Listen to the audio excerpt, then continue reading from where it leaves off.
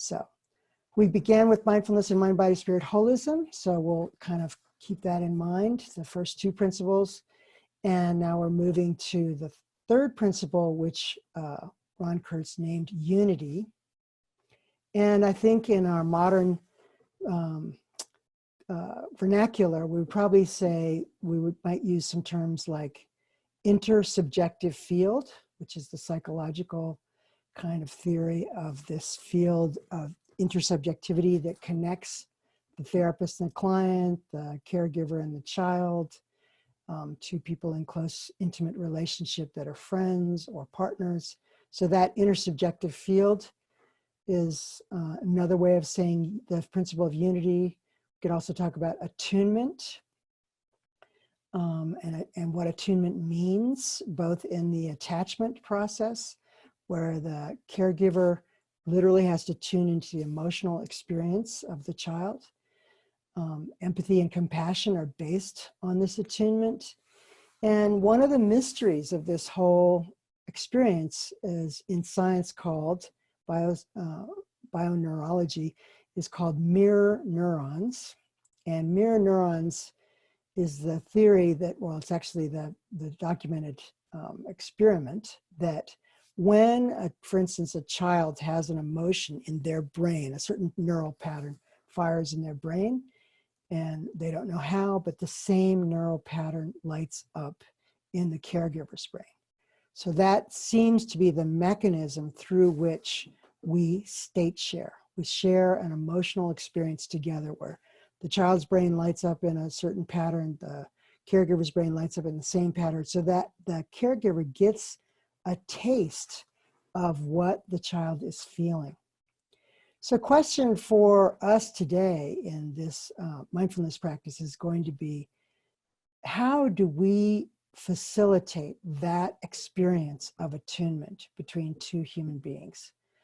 Part of what we think is absolutely necessary about this attunement is that children do not have the capacity to process an emotion by themselves. They literally don't have the cortex development to process an emotion by themselves. So anybody who's a parent knows this, that it's actually the attunement of the parent with the child or the caregiver with the child that helps them process through an emotion, which they cannot do on their own. And to be left alone with an emotion for a child is kind of a disaster because it overwhelms their circuitry, and eventually they have to give up and probably dissociate because they can't process the pain of the emotional experience on their own. This mechanism of attunement and attachment continues through life. So even when we become adults, we have both the capacity to sometimes process an emotion by ourselves, or if we feel overwhelmed by an emotion, to state share that experience with another person and co-process an emotion. This is one of the basic theories of psychology and psychotherapy, basically, that through this connection between the therapist and the client, they're able to co-process an emotion in a way that was unavailable to the client on their own. They felt overwhelmed by an emotion or an experience or an event. And so they need to be able to co-process that with another person. Of course, we do this all the time with our friends, even on the phone, with our partners, hopefully, and definitely with our children.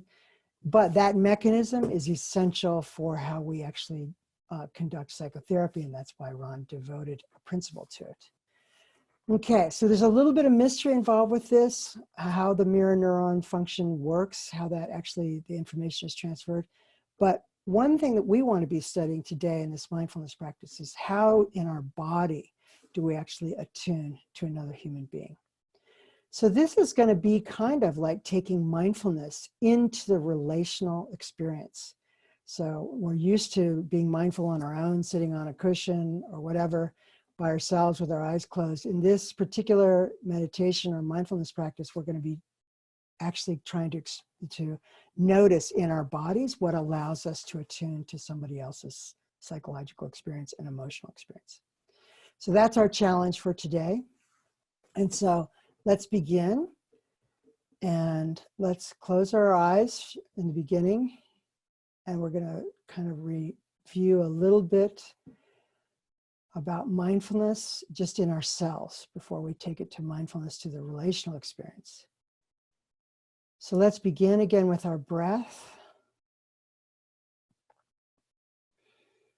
Just feeling the inhale and exhale as far down into our torso as we notice the displacement with each inhale and exhale.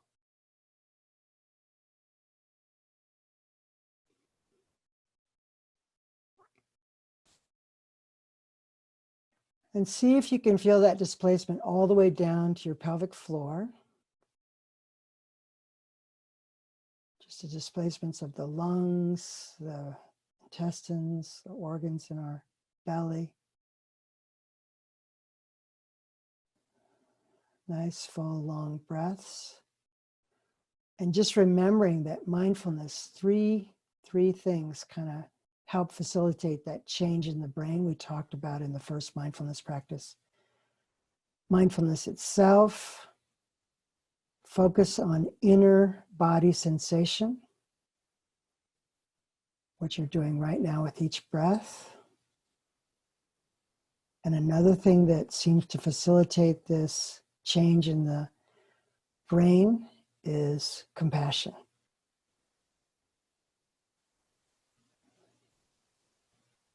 Which one way of thinking of compassion is just acceptance of whatever arises.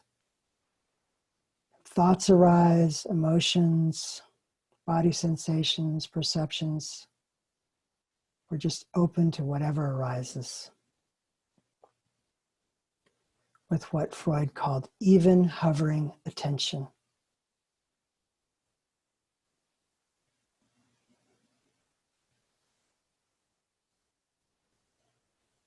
And as we talked about in our last meditation, this leads to kind of a mind, body, spirit holism, which means as our mind begins to calm down, we may notice our emotions also settle down.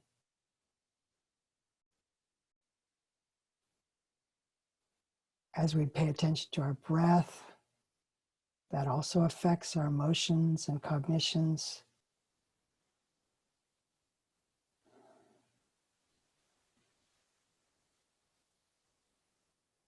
So just experiencing that mindfulness inside of ourselves with each inhale and exhale. And just noticing that one of the hallmarks of mindfulness is curiosity. So actually being curious about each inhale and exhale.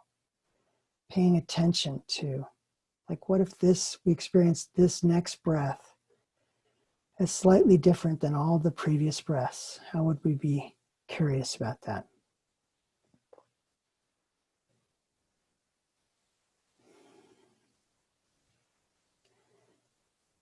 And then let's imagine that someone that we're close to, a friend, someone from our past perhaps, or it could even be an animal like a dog, like if you wanted to just share a state with this creature that's sitting in front of you.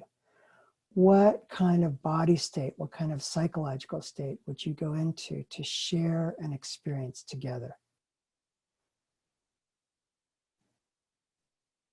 And in order to create kind of a contrast for how we have been, how we might want to be sharing an experience with someone, let's contrast it with something that may not be helpful. So let's imagine that you've got this being sitting in front of you and you go into hard focus, like a scientist focus. And so you're trying to see every pore on their face, every hair on their head, and hard focus, taking in each little detail. And notice that tension around your eyes, perhaps in your shoulders. Studying them like a scientist would study a specimen. And notice what that does to your ability to state share with another person, having that hard focus. In a sense, it creates like a gulf between you and their emotional experience. because you're paying so much attention to the fine granular detail of everything that's happening on their face, their throat, their body, that you're not attuning to the intersubjective field. So just notice that with hard focus, it's very difficult to take in the emotional experience of another being, another person. So now let's switch from hard focus, maybe sitting back in your chair, relaxing your forehead, the muscles around your eyes. And again, imagine sitting with another person, another being that you want to connect with. And let's go into soft focus, attuning to that intersubjective field. Coming back to your breath. And perhaps remembering from our first mindfulness practice together that attuning to emotional speed is different than the speed of thinking. So first, just attune to your own emotions. And maybe again, just placing a hand on your body where you go to tune into emotions. Perhaps on your solar plexus, your heart area, your belly, your throat.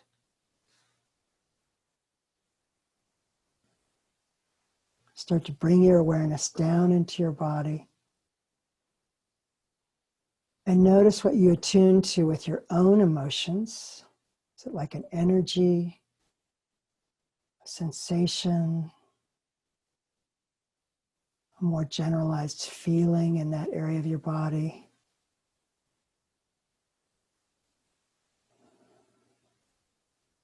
How do you attune to your own emotions?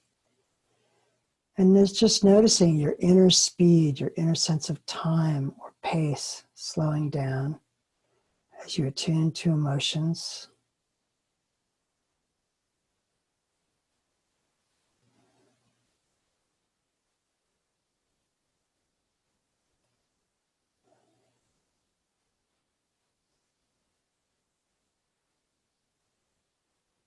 And then let's expand our field of awareness to include this other person. Again, soft focus, kind of taking in their whole energy, their whole emotional experience, how that's conveyed through their voice, the look in their eyes, the patterns of the changes in their face, their breath.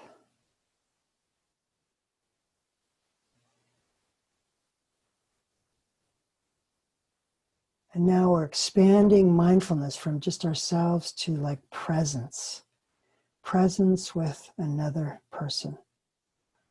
So just notice in your body what allows you to expand, to include the emotional, the psychological, maybe even the spiritual experience of another being or person.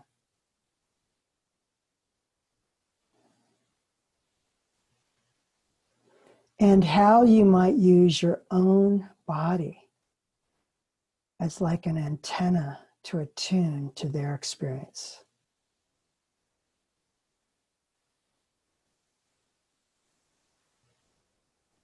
And that may mean slightly matching their energy. Like if their energy is slow and deepening, maybe your own pace slows down and deepens. And you could imagine if somebody was really excited and exuberant about something, how your energy might have to change to kind of match, connect with the way they're utilizing their body.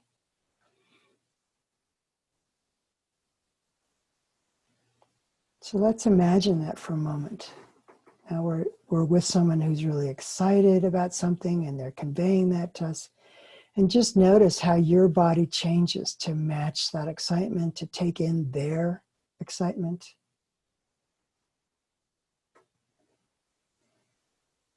Maybe you lean forward just slightly in your chair and kind of meet them.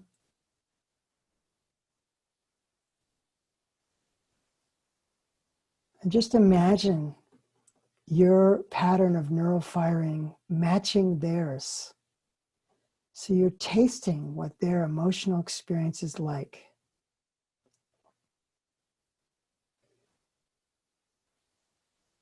And then imagine this person starts to talk about something that's more sad. And just notice how your body changes to attune to their experience.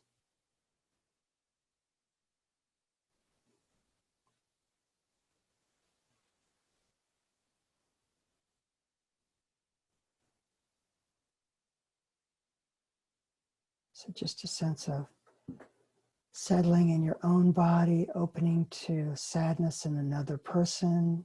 It's like a change in time zone. Things slow down.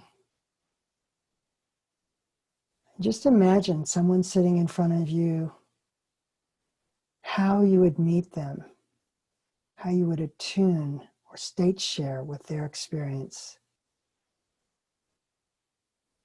If they were having some sad feelings come up.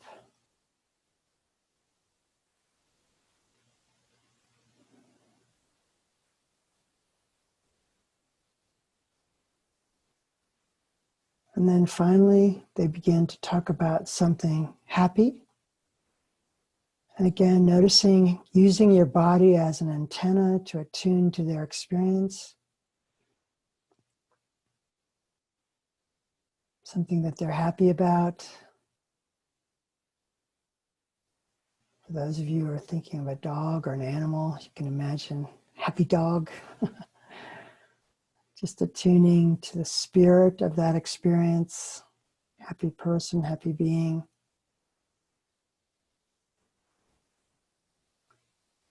Your own neurology is changing to kind of match their experience. Attune to them. Your breath may be changing speed just slightly as you move from sadness to happiness.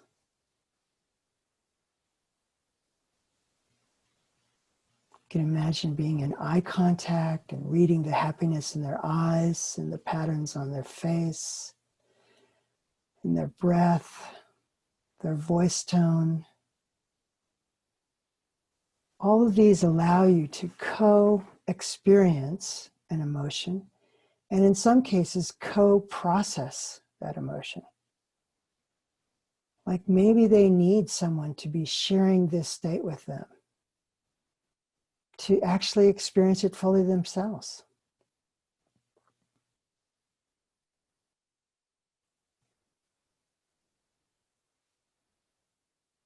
And just noticing how different it is to state share with an emotion than it is to the difference between that and explaining it or educating them or trying to figure out what to do with their emotion.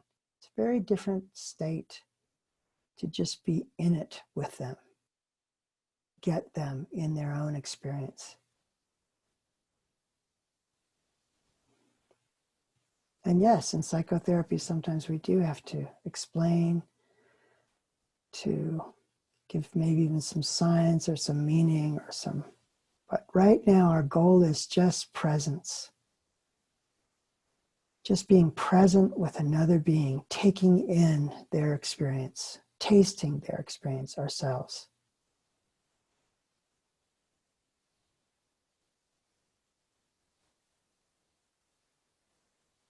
And what do we mean by presence as a bodily felt experience? This is like advanced mindfulness. It's more than just mindfulness of your own experience. It's mindfulness of the intersubjective field of another person's inner experience.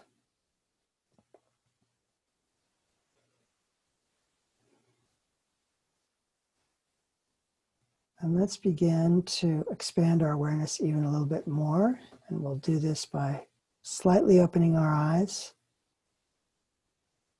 as we would with another person. And though you can only see on your screen me right now, let's imagine state sharing with each other.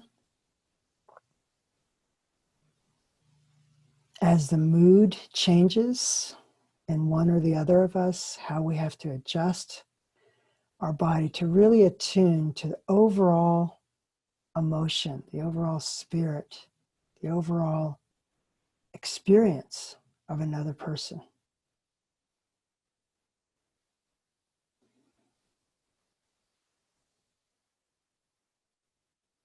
And how we utilize our body to attune to that experience. It's a soft kind of focus, taking in the whole being, not just the facial expression or the voice, but the whole being of that person. And this attunement is an expansion of mindfulness so that it takes in the feeling, the energy, the hopes, the longings, the desires of this other person. And it's in a way co-processing it, sharing it with each other. And as we're doing this together, remember times in your life when you really felt met by another person. And let's close our eyes again for a moment and just remember an experience in your past where you really felt like met by someone. It could be your partner, could be someone from your past, like a grandmother.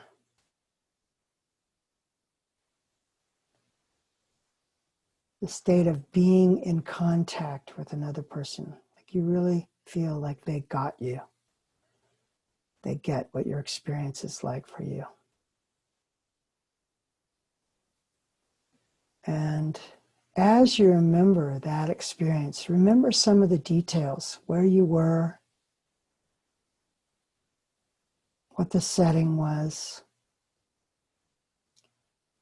and then see if you can get a sense of what let you know that this person was really getting you, getting your feeling, your emotion, your spirit in the moment. So now we're kind of reversing the roles. You're receiving this from another person. They're getting you. What's the quality of their eyes? What's the quality of their face? Their timing? Their voice quality? Their body language? That lets you know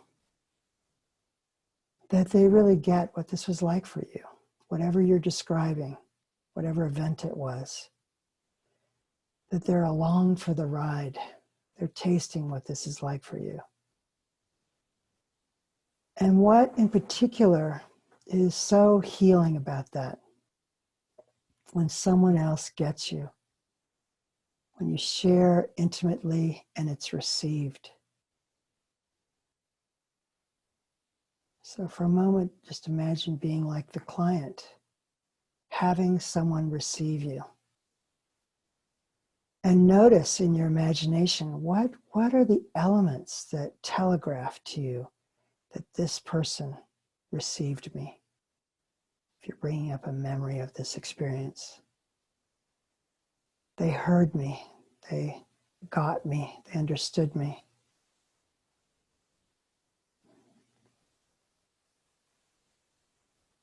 And how do you let yourself be received by another person?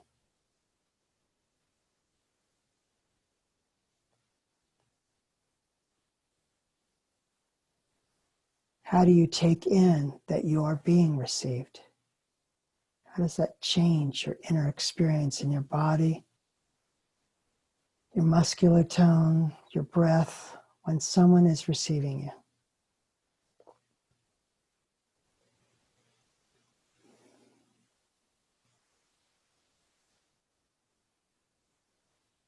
So being received and receiving another person are kind of the two waves of unity.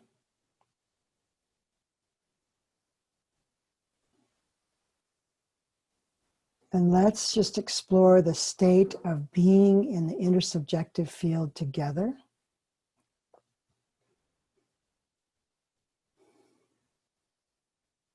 Begin to open our eyes again. So, this experience of state sharing is the essence of our psychotherapeutic method. It's very different than explaining an emotion or having a protocol for working with an emotion or protocol for working with a negative belief.